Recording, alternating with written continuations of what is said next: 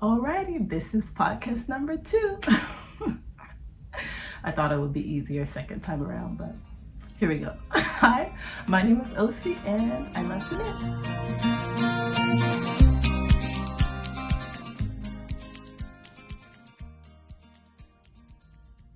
Alrighty, so we have a few things to talk about, not that many finished objects. I guess I'm getting right into it. Well, look at my finished objects. I actually just have one finished project. And actually I realized in my last podcast I didn't give like an intro about myself. But yeah, my name is Osi. I love knitting. I live here in the Bay Area in San Francisco with my husband and my 2 little ones. And yeah, I just find time to knit whenever I can. Most of the time it's in the evening when everyone's asleep and calm, and I can just like knit away. But I literally bring my knitting everywhere when I go out and about. I always have some little projects with me. But yeah, I just always wanted to start a podcast to build like a whole knitting community. I'm just super excited to be making these videos. So that's a little intro. But yeah, so for my finished object, this wasn't even started in my last podcast, but it's like super small, but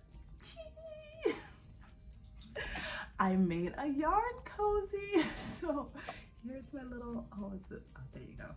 There's my little yarn cozy. So I've been seeing these yarn cozies, I think, what's the podcast? Or Natty. She makes some really cute yarn cozies, and I saw that. And first, when I was new to knitting, I was like, what is the point of having these little yarn cozies? I thought they looked cute, but I thought it was pointless. But as I've been knitting a lot, it is so helpful because I do try to keep my projects in a project bag, but a lot of times I might mix and put, if I don't know what project I want to work on when I'm out and about, I often put like 2 projects in a bag and move things in and out. So, and I love pulling my yarn from the center. So essentially the cake on the outside sometimes start coming loose, or when you, like this yarn ball, I've been using it a while. So when you start using a lot, it just starts falling apart and getting everywhere. So it's been so helpful to have this yarn cozy. Essentially, I never wanted to pay for a pattern because it looks so simple. I personally didn't know how to make one, but I was like, it seems too simple to pay for a whole pattern just for this. So I kind of held off. But this time I was actually starting to knit a hat for my son out of this yarn. I was knitting I'll talk about the hat later, but essentially I was knitting a hat for my son. Then as I was knitting, I was like, it just literally hit me. Wait a minute. A yarn cozy is essentially a hat for your yarn. So then it clicked. I could just stop when I get to the width that I want. There you see the pattern, and then I'll talk about the hat in my whips. But you see the start, so I just started it. I had already started this for the hat, but then I was like, oh my gosh, this could be a yarn cozy. So when it was the width that I wanted, I just stopped doing the increases and just started knitting straight. Well, I actually did a 3x2 rib and made the little yarn cozy. And in here, if you can see, I did a I-cord bind off, and this is my first time doing an I-cord bind off. I just looked online, found a good tutorial, and this is a 3-stitch I-cord bind off. So I was super proud of myself. I was like, oh my gosh, I did this on my own. I can't believe it took me so long to figure out that that's all it is. It's literally just a hat for your yarn. So I'm just happy it finally dawned on me. So I didn't have to pay for a pattern. I just made this one myself.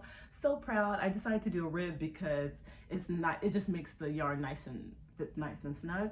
So very happy about this. Love the yarn. Now I'll talk more about the yarn in a minute. So this is my only finished item. So the hat that I was starting for my son, I had to restart it because I turned that into yarn cozy.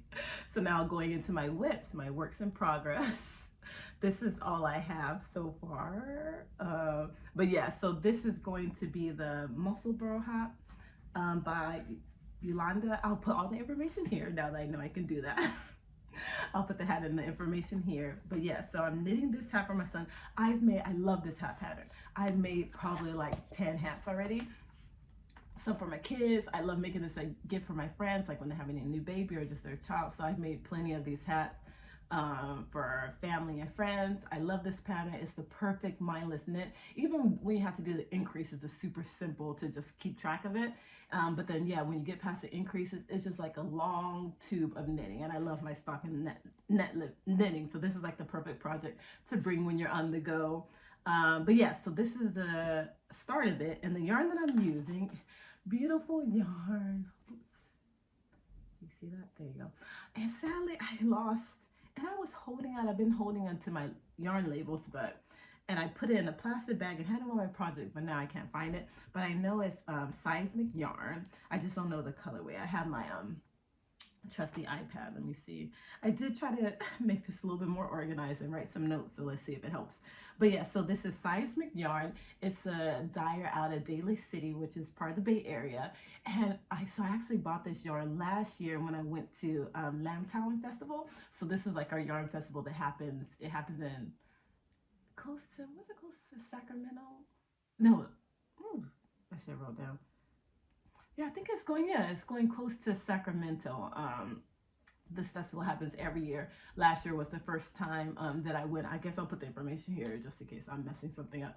But yeah, so I bought this from them. The cool thing about this yarn is it glows under black light, but I'm like, who has a black light? But that's actually what sold me on getting it, because they had this cute little black light and flashlight, and they were showing the colors, and I thought it was so cool. And the owners' children were selling the yarn, and they were so sweet. They were helping me find things, and they like ran the purchase. I'm like, oh, I love family run businesses, and when they get the kids involved, so shout out to them. They were so adorable. So love this yarn, and this is going to be a hat for my son. I'm actually going to pair it, because another reason why I love this hat pattern is you can just make it one color, or I have my like ball of my basket of yarn stuff. You can make it one color, or you can make it two colors and have it reverse. And oftentimes when I make this hat, it ends up being two colors. So I'm going to pair it with this beautiful green. Let's see if you see the name. Yeah, this Knit Picks. Focus. There you go. Knit Picks Merino. It's kind of blowing out the light, but yeah, it's going to be, because this yarn has specks of this darker green, so I think this is going to look really adorable together. So I'm going to knit these two together. This one is Knit Picks Merino. I have an awesome story about this yarn. I won maybe like 10 balls of beautiful yarn. Few of this, no, it's actually probably more than 10. I'll put a picture up, because I know I posted that on Instagram of all the yarn that I won. So this is a dyer that's in Europe. I'll put all the information there. They were out in San Francisco, and they were doing it's Knitty, the group. So they were doing a find me and win this bag of yarn. And I thought there would be no way that I'll be the one to win, but I think they were out and about for the full day. And then I had messaged them like, oh, I'm actually going to be downtown going in the mall. And we end up meeting, and she gave me the bag. They have a huge following. I'm sure in Europe, but I don't think they have as many people who are out and about in San Francisco. So I lucked out on that one. So I love the yarn. So I had made this. I already made a sweater out of one of the colorways that they provided. But yeah, I love the yarn. Knit and Know, I'm definitely going to, they're on my list of now, they're on my list of favorite yarns now. So once I run out of these, making these, I'm definitely gonna order more for them. And oh, my next whip, I was talking a little bit about that. Oh, I never talked about what I was wearing. Even with notes, I'm still all over the place, but hopefully that's okay. So what I'm wearing is the No Frills sweater. This is the first sweater that I actually knit for myself. When I first started knitting, the first thing I knit was a sweater for my daughter. I mean, I crocheted her some things, knit her. I feel like I knit her 2 sweaters before I made myself one. So this is the first one I made. I think it came out so great. I love this color. If I didn't mention, pink's my favorite color. But yeah, so No Frills sweater. The yarn that I use is this palette. It's a fingering weight yarn. Look at this beautiful color. What color is this? This is Ice Lily, and I paired it with Knit Picks Aloft, and this colorway is, I guess this color is just a number. It's P871. So these two yarns together. So I initially bought, I think, 11 balls of each, because I had a crochet project in mind for these. You know, crochet takes up so much more yarn. So I still have extras after making this. And I think I made something else using some of the lace weight, but I still have maybe like 4 balls each of these left. But yeah, so this is No Frills sweater. I believe I made the small size, this petite knit. Again, I'll put a picture information there. Petite knit pattern. knit this on a 4-gauge, I'm not 4-gauge, 4mm needles. But yeah, I love this sweater. I wear it all the time. So I know we're in summer now, but in San Francisco, it's actually pretty cold today. It's so cold outside. I think when I checked, it said it's so cold for us. For me, when I checked, it was 52 degrees, but it said it felt like 48. It's like misty, so I love that I can still wear my knits and knit things during the summer, because actually summertime is some of our coolest weather here. But yes, I love this sweater. Very comfortable, very easy to wear. I love the color of these two, and I'm not sensitive at all to yarns, but I can imagine somebody who is sensitive, maybe this might bother them, because if it's getting a little bit warmer, you do feel a little bit of the prickly feeling, but I'm not sensitive at all. So I love the way this feels, and I love the way it blocked out the coloring. But yeah, okay, now into my next whip. I put this one on hanger, try to be prepared, but this one is the Melangesweater. I think in my last video, I just had the back panel started, and it was time for me to add stitches for the shoulders. But yeah, so look how far I've come. It's looking good. So initially when I was talking about it, I knew I would like the final product, but I didn't like the initial back panel or the initial swatch coloring. I don't know. Sometimes I need to see garments put together. Like my mom, she knows how to sew, and I remember growing up, she would make us clothes, and she'll take us into the fabric store to look at some fabrics, and I would never be able to see the final garments. So she'll pick out fabric and I'll be like, no, I don't like it. But when she actually made it into something, I would love it. So it's so weird because I'm a graphic designer. But fabrics can be different. It's different for me to see things visually, graphically, but with fabrics and sometimes even with the yarns, it's hard for me to be like, ooh, would I like that? But I knew I liked this whole moral look because I have a sweater that I love, a cardigan that I bought from the store, and it's moral, and I love the way it looks. So I knew I would love the end, and I'm already starting to love it, seeing it like this. So yeah, when I have, this is, let's talk about the construction. The construction is, you start with the back panel, so drop shoulder, start with the back panel, and then you pick up stitches for the sides and knit down and then join it in around. For this one, with drop shoulder patterns, I always like to put in the collar because I like, as I'm knitting things, that it starts to look like the actual sweater. So I love that I did the neckline already. It's looking cool. And I'm starting on the sleeve because I think I mentioned in my last video, I love doing sleeves, and it's the body that makes me feel bored when I'm working on the body for too long. So I love putting on the sleeves. So when I get the sleeves done, when I finally have to do that long body, when I know the body's over, then the whole outfit's complete. But yeah, so this is going well. It's actually knitting up pretty fast. I think this has started to become one of my main whips. It's my next work in progress. The last video I was thinking it was my main one, but I was getting excited about this, and because it's working out pretty fast. The only thing I'm sad about, but it's not even noticeable, I'm sad on how messy I picked up the stitches on the side. It needs to be blocked out, but essentially, where is it on this side? Yeah, I think I didn't pick it up right because it starts going down here, then you see another, I don't know, it's not even noticeable, but I need to get better at staying on the same row when I pick up my stitches. I think I eventually go down a row or go up. I need to know the secret. If you know any tips about picking up the stitches neatly, I think I pick them up too close to the edge. Maybe I need to have 2 stitches back or something. If you have any tips about that, please leave it in the comments below to help me out. Maybe I'll do it better for the next one. But nonetheless, the Melangesweater by petiteknite. I'm loving the way it's working up, and using, oh my gosh, I'm talking so much. Did I mention the yarn? If I already talked about this, I'll block it out. I'll edit this. But if I did it, the yarn that I'm using is Eden Cottage yarn. This is a yarn dyer out of England. Love this yarn. Let's see, what color is this? Oh, this color is charcoal. It's a fingering weight yarn that I'm holding it with this Nomad yarn Snowdrift.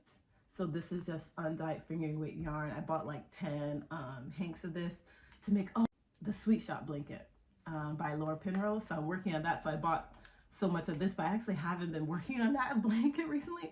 So I've been using this yarn for other stuff, but I love it. So easy. I could just order more of this. But yeah, holding these two together to make this beautiful. But yeah, I have a feeling this is gonna become one of my worn often sweaters, because although I love things with a little bit more detail and design, my day-to-day casual stuff, I like to keep it plain and simple. And oh, I would love to make this long where it covers some of my butt, because I often just wear tights all the time, to wear this with some tights. But I don't know if I have enough yarn, because I actually made a sweater already with this, a finger weight sweater that, it's, oh, sorry. This is what happens. I think things in my head and I'm not saying it, so these are the reactions that you're seeing. So I knit this already into a finger weight sweater. I made a daily pullover, one of many, but I actually made that one too small because I used the wrong needle and didn't notice till I was almost finished with the body. So, but I just continued because I don't mind wearing sweaters a little bit tighter. So I just continued knitting and finished the whole sweater. But in the end, I didn't think I was liking the charcoal color. I thought I wanted a jet black. So in the end, I ended up dyeing this beautiful yarn to black. And that wouldn't have been a problem if the dye took well, but I feel like it looks like a reddish black. It's not like a true black. I think that's hard to dye and get like a true black color. So I said that to say I totally wouldn't have minded unraveling that sweater and using it for this sweater if I don't have enough to make it long enough. But now I realize I can't use it because I dyed that yarn. So that's a pity. But and I really don't wear that sweater so much, I think, because I don't like the way it looks dyed. I mean, I wear it around the house, but I don't really wear it out and about. And it's too short, like it's too tight. And then since I realized it was too tight, I didn't try to knit it a little bit longer. So yeah, what a pity, because I could have used it for this. But nonetheless, I don't know, maybe we'll see. Maybe I'll have enough to make it long. I need to look at my stack. But that's another good reason why to knit the sleeves, because I can finish the sleeves, make sure I have yarn, and then knit the body until I finish off the ball. But oh, I hope I have enough. Nonetheless, that is a work in progress. And my next work in progress is, so I'm knitting. This one is the Jewel Sweater by Sanders Garn. You'll hold, just knitting it with one strand of fingering weight yarn. And the yarn that I'm using is, Dusty Rose by Knitting for Olive. Let me see. Beautiful color. Oh, love my pinks. But yeah. So as I mentioned in my last video, loving the way this sweater is coming out. I'm sure I'll put another picture up here. But so I have an accidental modification, as I mentioned before. These were supposed to be more like diamond shaped, but I had oh good, you kind of see. I started knitting the diamond, and I felt like I was messing up, so I had to take it out, and it was so hard to unravel one strand of finger weight. It took me forever. Then I tried again, and I was looking at it, I'm like, it doesn't look, even to this day, I don't know if I just continue with the pattern would have come out right, but it just doesn't look like, it looks like I'm off a stitch. I mean, it made a cute little pattern of its own, but I think I'm off a stitch. Anyways, I just stopped knitting. I was like, I'm not even going to keep going, because I think if I kept going and it was off, it will look even more off, as opposed to just stopping here. It looks like its own little pattern. But it worked out too, because I do like, if you look at the picture, this is supposed to be more oversized, and if you keep knitting down, you don't join the arms until after that whole design. So then the arms would have been much wider. So I'm happy the way this worked out, because I do prefer my arms, you know, a little bit more fitted my sweaters, because this one would have been bigger and they didn't have any decreases, so it would have been like a balloon sweater. But yeah, this fits more into my style and how I wear things. So happy the way this is coming out. I think last time I had the one sleeve up to here, but now, so I tried this on last night, and this is a nice length, but I do wish I made a longer rib. Like I started the ribbing sooner, because at this length, it fits nice on me, but I do want a longer ribbing. So I'm going to put this on hold and start knitting the second sleeve. And maybe, if I do it this way, then I have to commit. I'm thinking maybe I'll just start the ribbing sooner on the second sleeve. But if I do that, that means I have to commit, and I have to re-knit this the other way. But yeah, I think I will. Nonetheless, I'm going to put this on hold. I'm not going to bind it off yet, and I'll start the second sleeve. And as I'm doing it, I'll see if I want to knit a longer ribbing, because I love this 2x2 rib. And I think the sweater, since it's fitting me tighter, will look so pretty if the ribbing was like maybe twice this height. Like, of this. What do you think? Is it worth it to unravel? Is it worth it to do that? To make the ribbon like this? I think they'll look pretty with this. But we'll see what I end up doing. Maybe by my next podcast, I would have started and made a decision. But yeah, this is a julessweater by Sanders Garn. My other work in progress, I guess, well, the knitting's finished, but it's still work in progress because I need to add buttons. But this is a little cardigan for my daughter. A little bit stretched. This is like an adult sweater all stretched. There you go. Can you see? But yeah, so this one is the Olive sweater by Knitting for Olive. And as I was mentioning in my last vlog, you see this beautiful pattern here. It's supposed to go, the whole pattern is supposed to be the whole sweater with this beautiful lace pattern. But because I often knit at night and just enjoy mindless knitting, I don't mind doing some patterns, but not too much. For some reason, this one took a little bit too much concentration. I could not remember the pattern sequence, and I keep having to refer to the chart, and the charts were different sections, like A, C, D. It wasn't even going in order, so I feel like I had to go this way, then up. It was just getting frustrating, so I just said, let me just do the rest in stockinette just to get this done and just to use this yarn. Knitted something with this yarn, so I wasn't so excited to reuse. So I just wanted to make something to get out of the stash, and it's perfect. I just have this little ball left, which is great. But yeah, so I just didn't care to try to do the pattern all the way down, and I think it's fine. Like, my daughter loves the sweater, and I had blocked it before I added the what is this called, the bands, yeah, the button bands. I blocked it before I added the button band, but I need to block it again because you see the button bands kind of curled up there. But once I block that, that would be smooth. And I bought buttons. I actually bought buttons over the weekend. So happy. I mean, I don't need the acquisition section because, oh, they're not really going to talk about much. But I bought these adorable buttons. Excuse the noise. Let me get one out. So initially I was thinking, I'll just put one button at the top because I hate sewing. And I hate the idea of having to do all the buttons down. And plus, oh, as you see, I didn't make any hole openings. But I know I saw a video where you can just knit straight, this is 2x2 rib, and then add the holes later, because I didn't feel like trying to count and see where the holes I gotta go. So that's what I'm gonna do. So wish me luck when I actually do this. But yeah, I initially was thinking I'll just put one button there and then have it open. I told my daughter, and she's like, no, but I want to be able to close it. Hold this way. She's 5 years old and she already has so many opinions. So she really wanted buttons all the way down. So I went to the yarn store and found these adorable buttons. So this was the only one. Can you see it? The little girl on the jump rope. Can you see it? Hopefully you guys can see, because this is so cute. There has like this little, oops. Okay, if it's not clear, I'll try to put a picture right here.